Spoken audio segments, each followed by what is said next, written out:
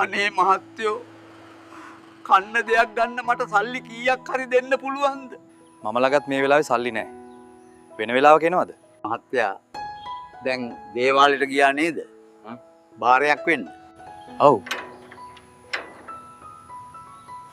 ඔයා එතන ඉඳන්ද මගේ පස්සෙන් එන්නේ? මම දැක්ක මහත්තයා පූජා වට්ටියට සල්ලි තියෙනවා. ඔව්. ඒක ඉතින් හැම මිනිහෙක්ම කරන වැඩක්නේ. ඒක දැකලාද පස්සෙන් ආවේ? ඕක තමයි මහත්තයෝ මිනිස්සුන්ට වැරදුන තැන. මිනිස්සු හිතන් ඉන්නේ දෙවියෝ කවුරු කියලාද? මහත්තයා සල්ලි දීපු එක නෙමෙයි ප්‍රශ්නේ. මහත්තයා එතන බඩගින්නේ ඉඳපු මිනිස්සු දැක්කේ නැති එක. මහත්තයෝ දෙවියෝ බලන් ඉන්නේ මිනිස්සු දේවාලයට ගිහින් පූජා වට්ටියක් දෙනවද කියලා නෙමෙයි.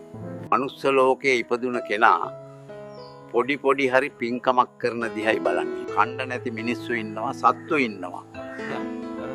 බෙහෙත් ගන්න සල්ලි නැති නිසා නැති වෙන අය ඉන්නවා. දානයක් හරියට නොලැබෙන උතුම් ධර්මයේ දේශනා කරන භික්ෂුන් වහන්සේලා ඉන්නවා. මහත්තයෝ මෙහිම පින් රැස් කරගන්න දක්ෂ නැති මිනිස්සු දිහා දෙවියෝ බලනවා කියලාද හිතන්නේ?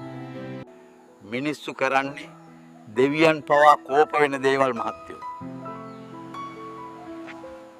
කෙනෙක් ධාර්මිකව පන්සිල් රැකගෙන ජීවත් වෙනවා නම් ඒ කෙනාටයි දෙවියොත් වදින්නේ. පින් කරන මිනිස්සු පූජා වට්ටි අරගෙන අමුතුවෙන් දේවාල ගානේ යන්න ඕනා නෑ මහත්තයෝ.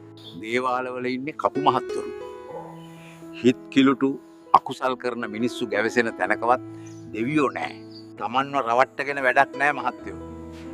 පළතුරු සුවදට වඩා සිල් සුවදයි දෙවියන්ට දැනෙන්නේ.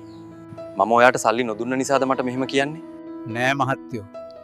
මනුස්ස ලෝකයේ ඉපදිලා මම පින්මයි කරගත්තා.